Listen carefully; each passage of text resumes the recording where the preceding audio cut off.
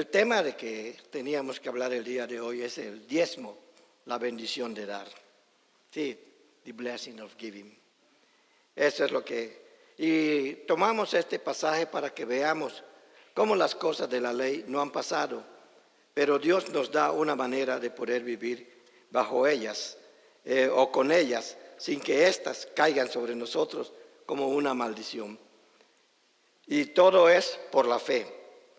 La ley, la cuestión del dar no fue de la ley, fue de la gracia. Y eso es lo que vamos a hablar en este momento.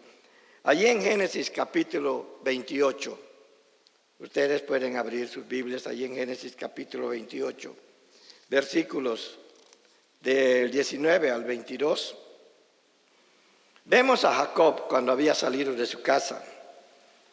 Y él dice a partir del versículo 19, dice, y llamó su nombre, había tenido una experiencia Jacob porque se había dormido y había visto una escalera que desde donde ángeles subían y bajaban hasta los cielos. Entonces cuando él se despertó tuvo miedo porque dijo, ¿qué lugar es este? Y él le llamó casa de Dios, le llamó Betel.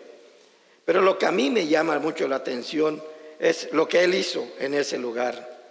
Y aquí dice, y llamó el nombre de aquel lugar Betel, aunque Luz era el nombre de la ciudad primero. O sea, había una ciudad allí cerca y se llamaba Luz. E hizo Jacob voto diciendo, si fuere Dios conmigo y me guardara en este viaje en que voy, y me diere pan para comer y vestido para vestir, y si volviere en paz a casa de mi padre, Jehová será mi Dios. Y esta piedra que he puesto por señal será casa de Dios, es decir, Betel. Y todo lo que me dieres, el diezmo, apartaré para ti. Para mucha gente este último versículo ha sido un poco conflictivo, porque dicen que esta parte pudo haber sido escrito después de la ley. Pero en realidad la erudición judía, los eruditos judíos, así como lo tienen, es así como lo entienden. Ellos saben que el diezmo fue dado antes de que fuera dada la ley. Y como acabamos de leer en Gálatas, fue dada la ley 430 años después del llamado de Abraham. Entonces, ¿qué fue lo que Abraham hizo cuando allá en el capítulo 18 de Génesis le da su diezmo a Melquisedec, al rey de Salem? Pero volviendo aquí a Jacob, vamos a hablar de eso. Volviendo aquí a Jacob, le llama de una manera muy interesante, casa de Dios. Y dice que pone una piedra allá y que esa piedra es señal de un pacto que él está haciendo o de una promesa que él está haciendo. Y suena más a pacto porque dice, si tú me bendijeres, entonces tú serás mi Dios. Ese es el pacto. Y como prueba de ello, porque ante la presencia de Dios uno no puede negarse a hacer o cumplir lo que son los mandamientos de Dios, si realmente Dios está en tu vida, entonces uno obedece a ciertas cosas que Él demanda. Entonces, si vamos a 1 Timoteo capítulo 3, versículo 15, ahí vamos a ver qué es Betel en el Antiguo Testamento y en el Nuevo Testamento. Ve a 1 Timoteo capítulo 3, versículo 15.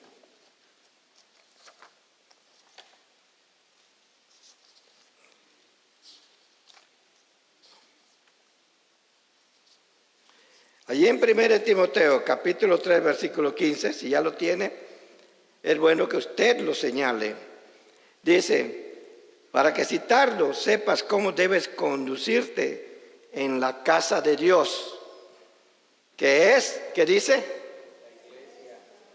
Es la iglesia de Dios, no es cualquier iglesia. Entonces, cuando Jacob dice Betel, esto es casa de Dios, él no tenía en su mente el concepto que nosotros tenemos el día de hoy y el concepto que después los apóstoles tuvieron. Entonces, donde hace su promesa, donde dice, promete cumplir, si Dios es su Señor, promete cumplir, es en la casa de Dios. Es decir, de acuerdo a lo que se dice en el primer siglo de nuestra era, es la iglesia, es la iglesia. Entonces, ¿qué es la piedra? Nosotros podemos ver, o qué representa la piedra. El primero, que ahí en Hechos capítulo 4, versículo 11, usted puede ver cómo fue considerado ya una vez en el Nuevo Testamento lo que es el concepto de piedra. Hechos capítulo 4, versículo 11. La primera parte, ¿qué es lo que dice?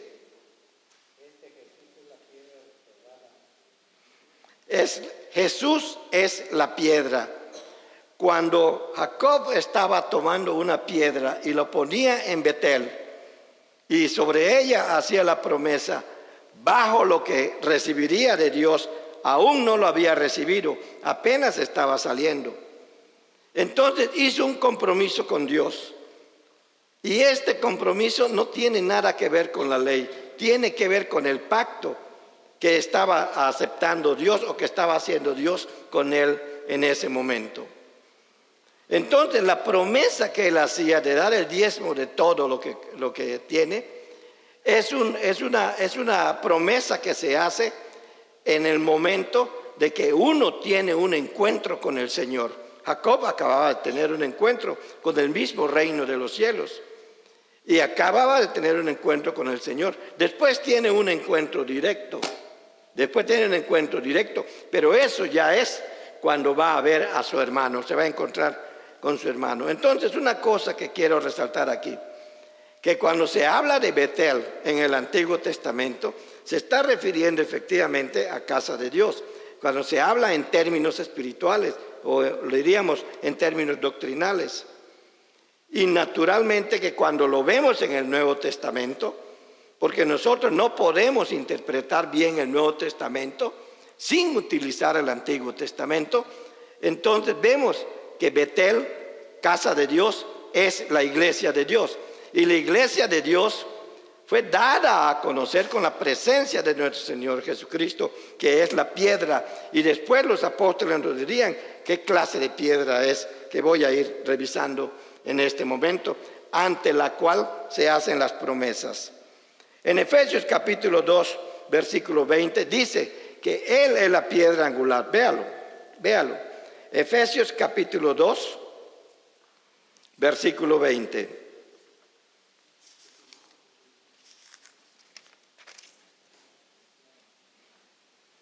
Allí dice, edificados sobre el fundamento de los apóstoles y profetas. Eso en cuanto a la enseñanza, la doctrina de los apóstoles que habla el libro de Hechos, siendo la principal piedra del ángulo Jesucristo mismo. Aquí ya vemos qué posición juega la piedra del ángulo. Cuando yo tuve contacto con ingenieros, yo les preguntaba, ¿cómo empiezan ustedes una cimentación? Llegan a un terreno, ¿cómo empiezan una cimentación?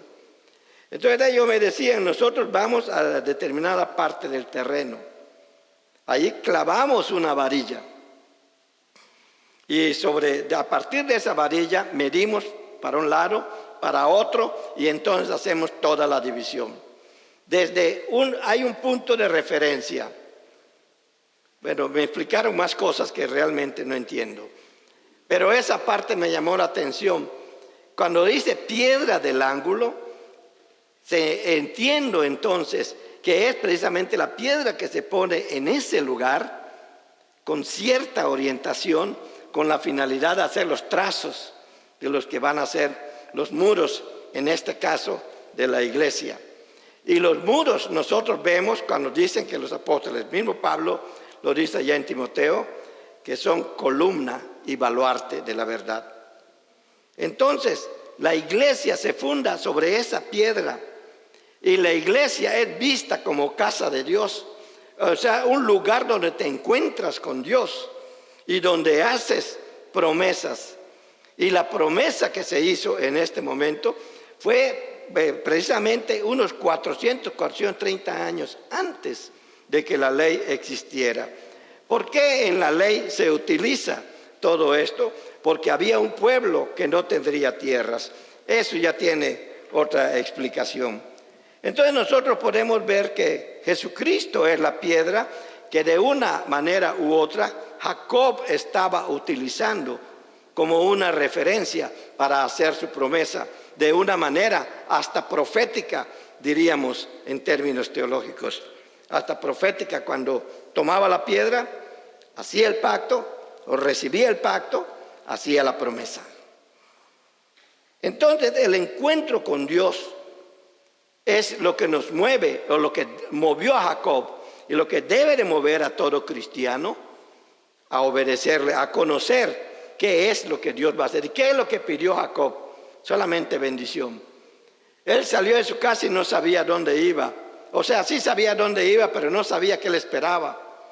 Y nosotros que hemos estudiado la historia de Jacob, podemos entender, podemos ver qué es lo que él vivió, qué tipo de experiencias pasó, qué tipo de sufrimientos tuvo, cómo fue engañado y también cómo engañó.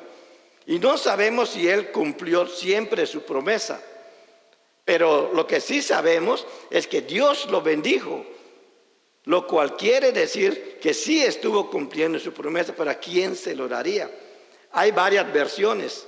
Algunos eruditos bíblicos, hebreos, han escrito sobre eso en un libro que se llama la Mishnah. A quienes le daban ellos lo que son sus ofrendas y los diferentes diezmos que tenían cuando ya eran dirigidos por la ley. O en este caso, a quienes Abraham y Jacob le daban sus diezmos. El diezmo es de la ley. En Primera de Pedro capítulo 2 versículo 4, Primera de Pedro capítulo 2 versículo 4, hay algo interesante. Allí nos dice que es una piedra viva. Primera de Pedro capítulo 2, versículo 4. Acercándose a él, refiriéndose a Jesucristo, piedra viva. ¿Por qué tenía que hacer esta observación el apóstol Pedro? Él había dicho antes, Hechos 4:11, en un momento dado, él había dicho que Jesucristo es la piedra angular. Después él mismo dice que no solamente la piedra angular, es la piedra viva. Y lo que está tratando de decir que no es el hecho de que la piedra físicamente, aunque puede representar a Jesucristo, sea un ídolo. Aquello sobre lo que se hace promesa no es un ídolo, porque los ídolos hechos de madera o de cualquier otro material, como el mismo Isaías el profeta dice, tienen ojos y no ven, oídos y no oyen, nariz y no huelen, boca y no hablan, pies no caminan, manos y no tocan, y no tienen corazón, no tienen alma, no tienen vida. Por eso cuando dice que es piedra viva, de una vez elimina el hecho de que pueda uno caer en la idolatría. Y eso es lo que el apóstol estaba tratando de impedir, Pedro, porque él le habla a las iglesias que están en el área griego. Y los griegos eran muy buenos para construir ídolos de cualquier cosa en la que ellos pudieran creer. Entonces, allí de una vez termina con la posibilidad de que esto sea idolatría. Es decir, hacerle promesas a Dios, cumplirle promesas a Dios, no es idolatría. Idolatría es poner cualquier otra cosa antes que a Dios, antes de Dios. Eso es idolatría. ¿El diezmo es de la ley o es de la gracia? Ha sido un conflicto, pero que se ha manejado de diferentes maneras en diferentes contextos. ¿Es de la ley o es de la gracia? Si es de la ley, hay quienes han dicho, entonces como fue abrogada todos esos tipos de mandamientos, como según dicen Colosenses, que fue abrogado todos los decretos de Dios en este sentido de la ley, entonces el diezmo también está abrogado. No hay que dar el diezmo. Y yo les he tenido que decir, hay denominaciones que lo enseñan así, y yo les he tenido que decir, lee cuándo empezó lo que es la cuestión del diezmo y aprende también por qué Dios lo tuvo que utilizar cuando se dio la ley y cómo lo utilizó. Eso ya es muy diferente. Pero cuando Pablo habla acerca de las bendiciones, las mismas bendiciones que Jacob pedía para sí, las mismas bendiciones que Dios promete al ser humano por medio de Abraham, entre esas están que uno entonces por las bendiciones que recibe es por lo que uno da. No da para recibir. El mismo Jacob no dice que estaba dando para recibir, sino porque él recibiría, daría.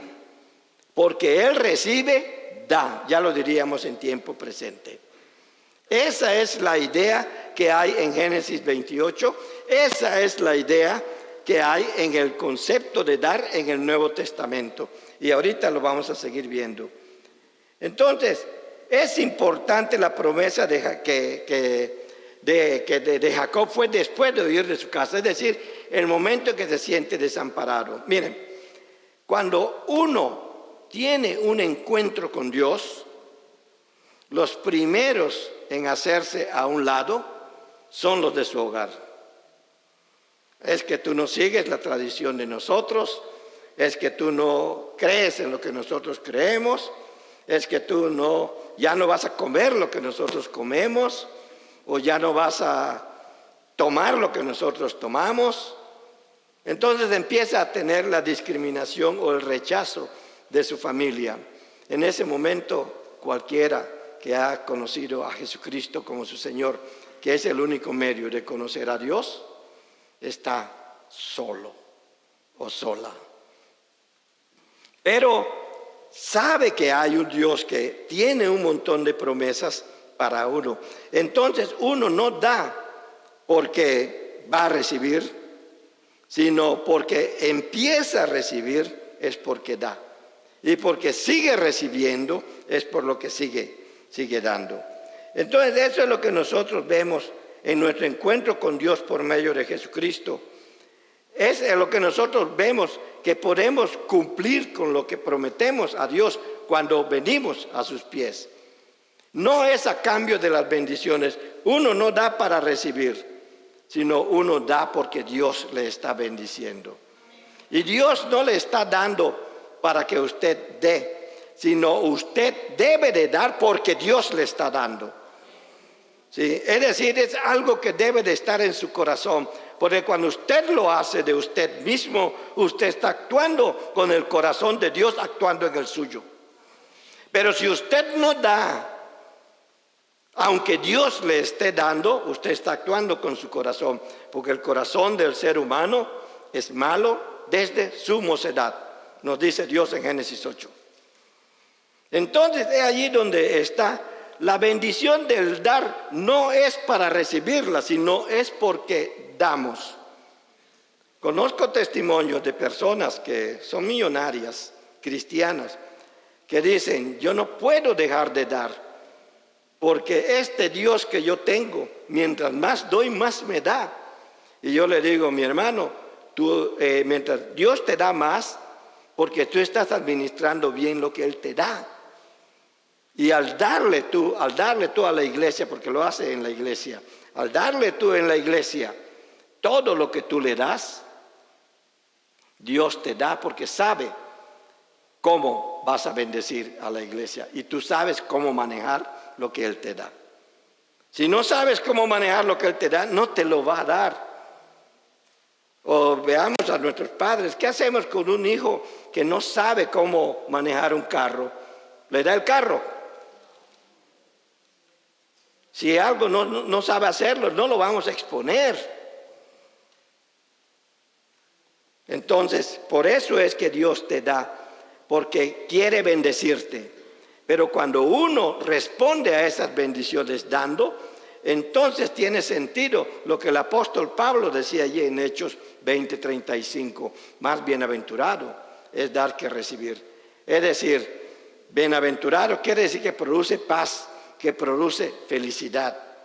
El dar, cuando uno da y cuando ve lo que Dios puede hacer con lo que uno da, entonces eso produce bendición. Es de la ley, estamos viendo que lo dio antes de que la ley fuera dada. Y nosotros podemos leer en toda la parte de Génesis referente a Abraham, donde se nos dice que por la fe Abraham creyó a Dios, creyó a Jehová.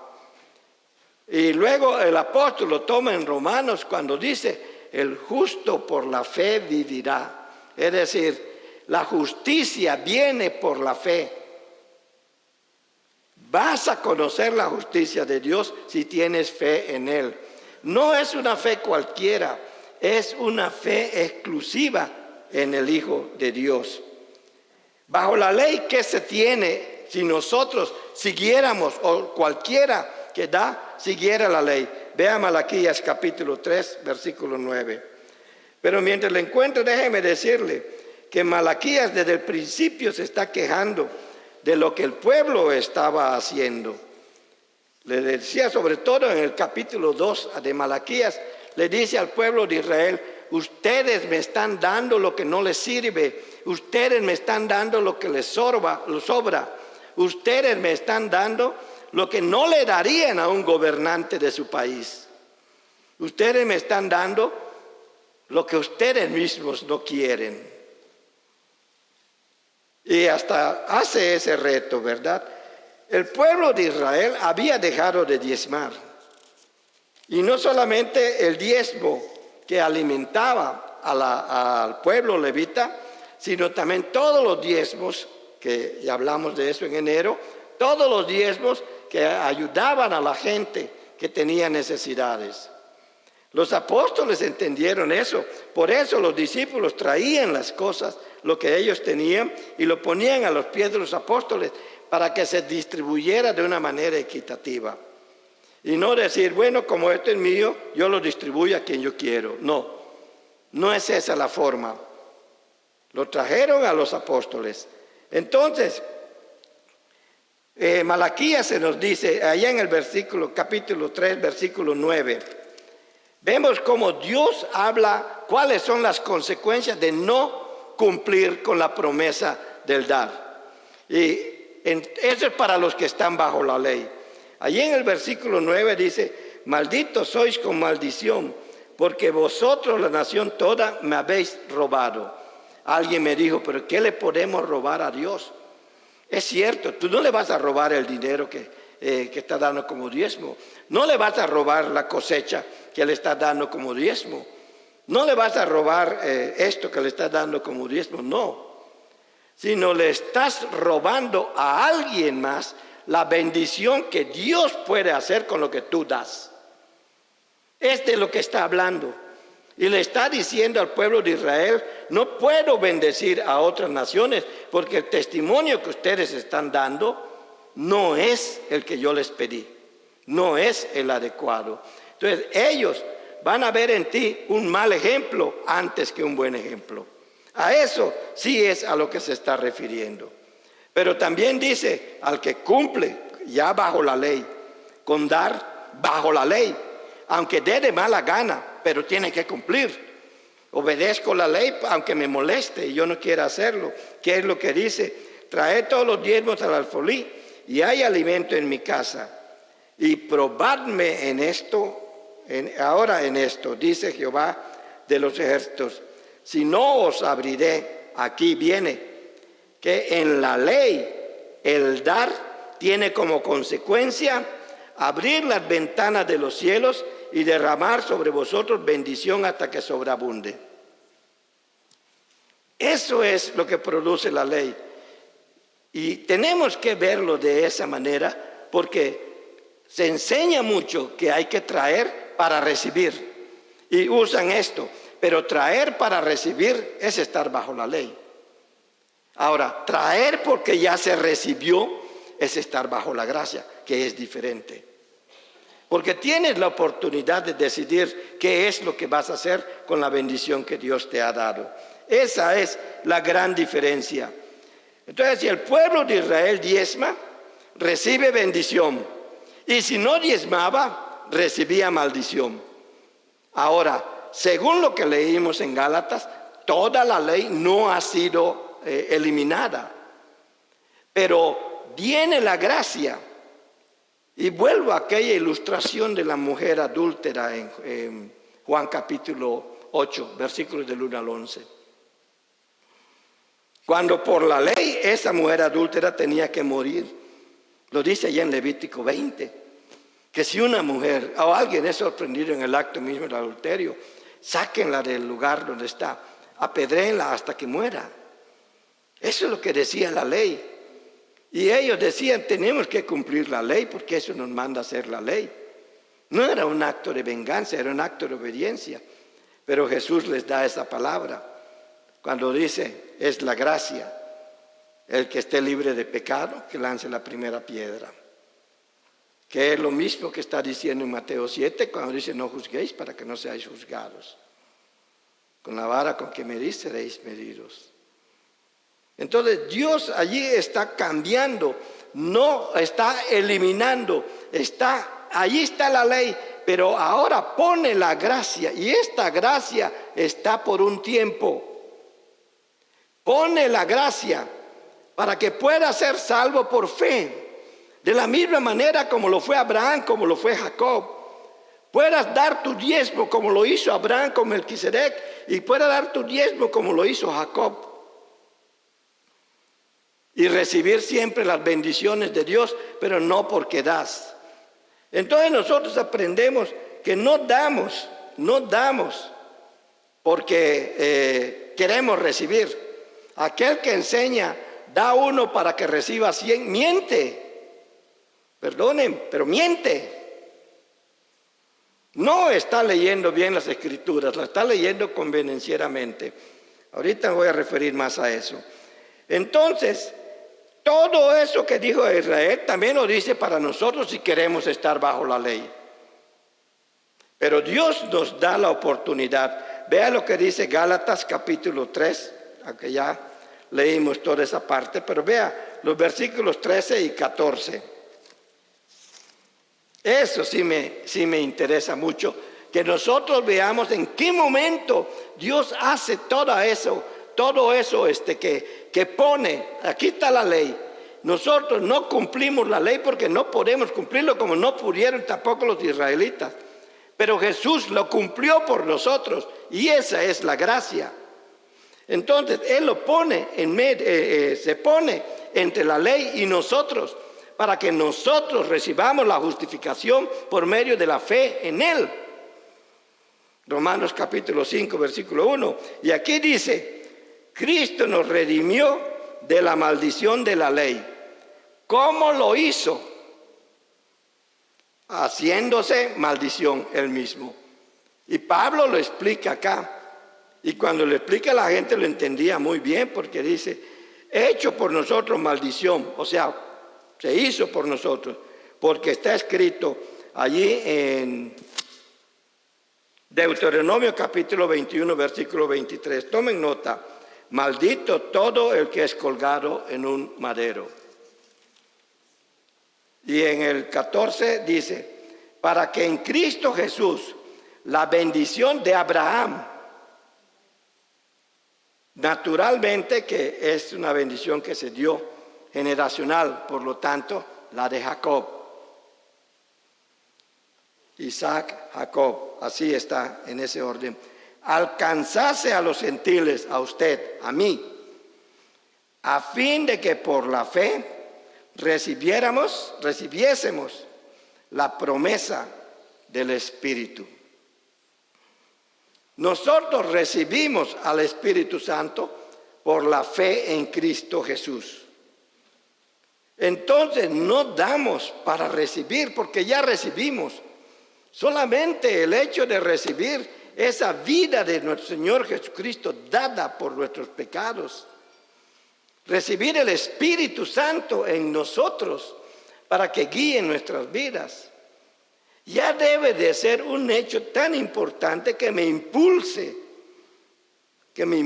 a cumplir con esa parte de la promesa, ser de bendición para otros. Porque cuando le dijo a Abraham, en ti serán benditas todas las naciones, muere Abraham, ¿cómo son benditas todas las naciones? En su descendencia. Muere Isaac, ¿cómo son benditas todas las naciones? En su descendencia. Muere Jacob, muere cada uno y así van viniendo, llega Moisés y viene hasta Jesucristo, muere Jesucristo y deja la iglesia. Las naciones van a ser benditas también a través de la iglesia. Cuando Dios hace una promesa es generacional, no es privada. No es privada. Entonces nosotros encontramos que la maldición cualquiera que se haya tenido por causa de la ley es borrada por el sacrificio de Jesucristo en la cruz. Por eso dice Pablo allá en Romanos, que la ley le muestra que es pecador. La ley demuestra que él peca, pero le da gracias a Cristo Jesús porque él le da la gracia que lo justifica. Por fe, le da la gracia y por eso es declarado justo. El diezmo, por lo tanto, no es de la ley, así como ya queda en el Nuevo Testamento. No es de la ley, es de la gracia. Y no se da para no caer en la maldición de Malaquías 3:9, sino se da porque en Cristo Jesús hemos sido bendecidos con la vida eterna. Se da porque en Cristo Jesús hemos sido bendecidos con la bendición prometida a Abraham y a Jacob, de que bendeciría nuestras vidas. No hay maldición para el cristiano, no hay maldición. Por eso cuando alguien predica diciendo, es que ustedes son unos ladrones porque le roban a Dios el diezmo, a mí me ofende. Porque estoy seguro que están ofendiendo a Jesucristo porque le están diciendo, ¿sabes qué, Jesús? Tu sacrificio no sirvió. Pero la Biblia dice que sí sirvió. Entonces hay algo que no está muy claro en aquellos que enseñan otras cosas. Entonces debemos de dar, sí, pero porque hemos sido salvos por gracia. Y es la bendición que Dios nos ha dado, que nos hace dar. Es la bendición. Nada de la ley ha sido invalidado, lo leyó en Gálatas 3:15. Pero no somos justificados por cumplir la ley. Sí, según Romanos 5:1, justificados pues por la fe. Tenemos paz para con Dios por medio de Jesucristo el Rey. Entonces, somos justificados por la fe. Abraham fue justificado por la fe. Jacob fue justificado también por la fe, creyó a Dios, siguió las mismas enseñanzas de Abraham, su abuelo. Siguió esas enseñanzas. Entonces, somos justificados por la fe. ¿Por qué da el cristiano entonces? El cristiano no da para no caer en maldición. Perdone que lo repita tanto, pero es importante. Tampoco lo hace por miedo. Es que si no doy me va a castigar Dios. Sino lo hace con alegría para obedecer, porque obedecer a Dios bajo el sistema de la gracia produce alegría. Vea lo que dice 2 Corintios capítulo 2, versículo 9. 2 Corintios capítulo 2, versículo 9.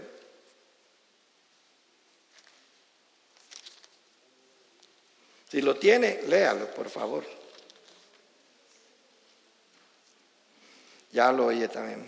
Porque también para este fin os escribí, para tener la prueba de si vosotros sois obedientes en todo. Porque también para este fin, para tener la prueba de que vosotros sois obedientes en todo. Nosotros podemos ver que Dios espera nuestra obediencia y por eso es que eso ocurre solamente si tenemos al Espíritu Santo en nosotros. Y aquella enseñanza donde el Señor dice, cada uno dé como propuso en su corazón. O alguien puede decir, pero yo no propuse nada. Sí, no propuse nada. O solo me propuse dar $1. Cuando Dios está hablando un poquito más que $1, ¿verdad? Pero eso es lo que me propuse, o es lo que salga, ¿verdad? Las ofrendas. Y, salió un billete grande, lo pongo en la otra bolsa y vuelvo a meter la mano. Es lo que suelen hacer muchos.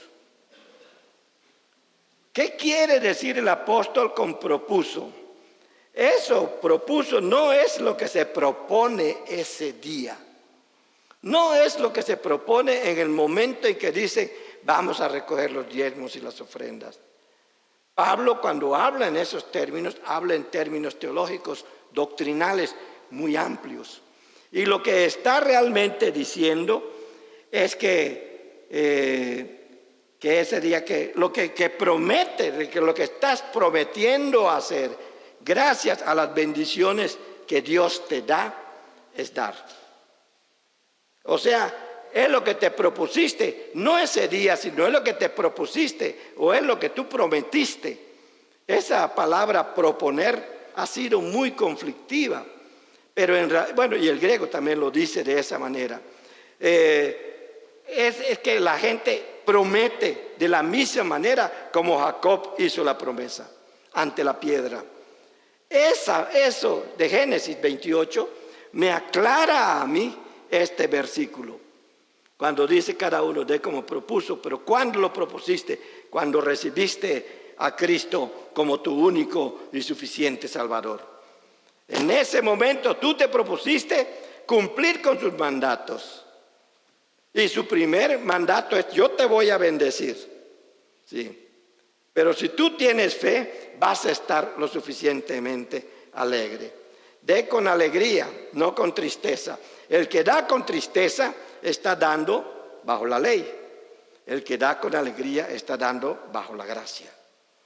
Esa es la diferencia a la que Pablo se está refiriendo. Pero aquí dice, te los escribo para que sepan, para que como prueba de que nosotros somos obedientes en todo. Y en todo es en todo, es en todo. Entonces a eso se refiere el apóstol Pablo, que cuando recibes a Cristo como único y suficiente Salvador, prometes o te propones delante de Él la piedra viva, cumplir con sus mandamientos, a obedecerle, porque desde allí ya eres bendecido con la salvación, con el Espíritu Santo, así como lo fue Jacob en su vida, una vez que hizo el compromiso con Dios. Jacob estuvo en una tierra que no era suya. Nosotros, cuando recibimos a Cristo, estamos en una tierra que no es nuestra. Entonces, desde allí Dios bendice, o allí donde estés, Dios te bendice. Dios nos bendice. Y nos bendice por medio de Jesucristo, en medio de toda situación. Así como bendijo a Jacob en medio de toda situación. Lo engañaron con la mujer de la que estaba enamorado, siguió adelante, tenía fe. Estaba enamorado, dicen todos, es cierto. Que lo engañaron con las ovejas, con el pago, con las tierras, con todo lo que le daban, también. Pero siguió adelante. Y en medio de todo, él seguía adelante hasta sin protestar. Y Dios lo bendecía en donde él estaba. Y ese es el resultado de cumplir con las promesas, con nuestras promesas delante de Dios.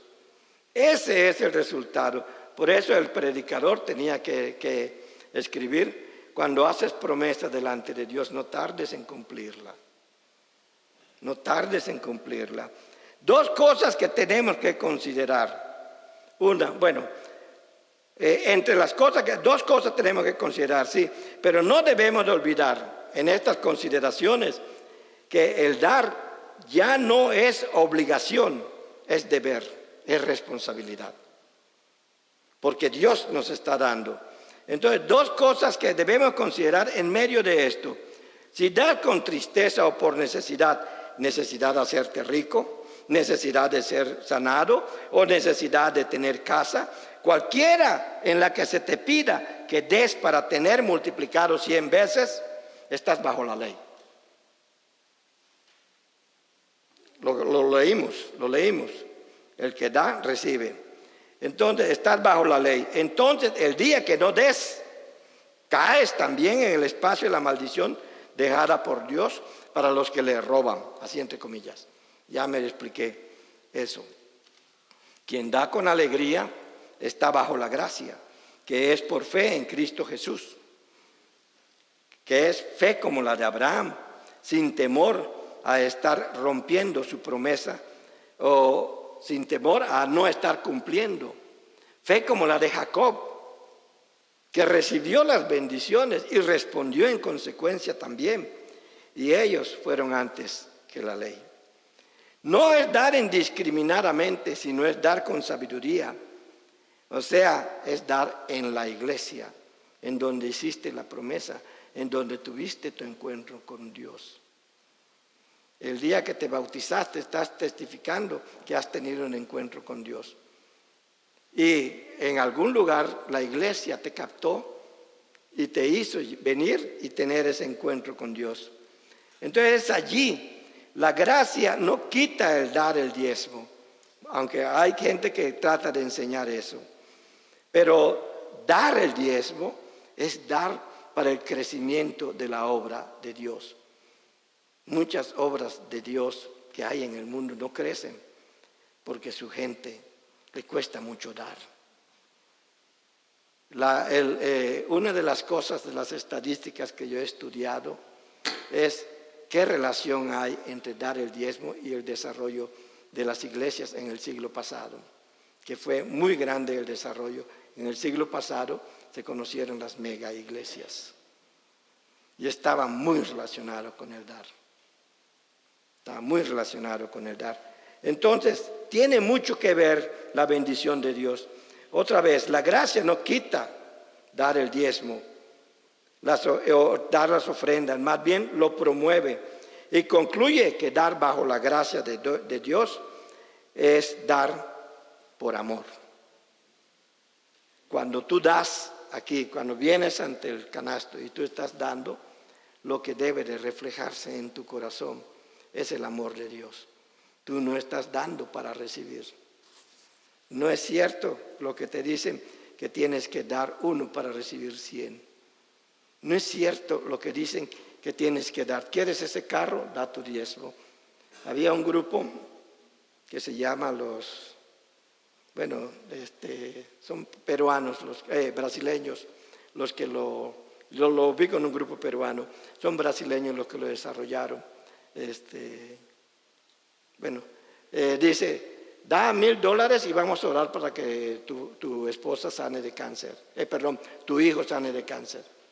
Y dio $1,000. Y el muchacho se murió.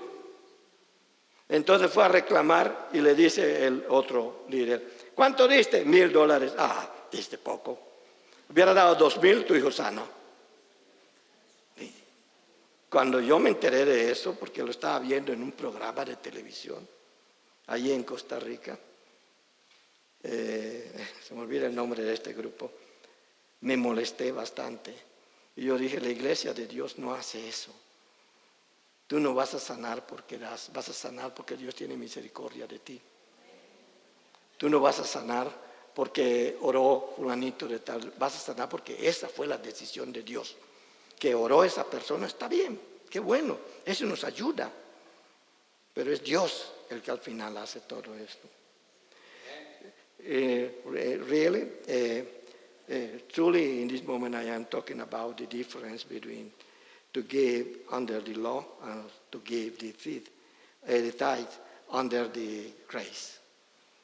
And I was teaching that it's more important to understand that if we are giving something to the church for the work of God and the work of God in the place where the church is established, is under the grace. You give under the grace, not under the law. The curse that you find in Malachi in Malachi chapter 3 is not for the people that have believed in Jesus Christ as their personal Savior. It is for that people that don't know Jesus Christ as their personal Lord. If the people give without Jesus Christ, they are giving under the law. And the day that they give, that they don't give because they are under the law, they will be receiving the curse that God promised to the people that steal him. That is the central part of the preaching. And really, I, like pastor and our church, celebrate that you are among us. And we would like to see you again in our church. And we will be talking about the things of God in your language too. Come again. You are invited. Padre, gracias por tu palabra. Gracias por lo que nos has dado. Gracias por tu bendición. Enséñanos a dar, Señor, siempre bajo tu gracia y a estar contentos con lo que hacemos. Y no solamente a dar lo que debemos, porque tú no nos das lo que debes, sino nos das más allá de lo que hasta merecemos. Ayúdanos a entender eso y a dar más allá de lo que debemos. Sí cumplir con nuestra responsabilidad, pero también, Señor, dar con alegría. Ayúdanos a entender bien tu palabra, para que no esperemos nada a cambio, porque antes de que nosotros demos solo una parte de lo que tenemos, porque tú nos los has dado, tú ya has dado todo de ti para nosotros. Gracias por eso, Señor. Gracias. Gracias por tu palabra en el nombre de Jesucristo. Amén.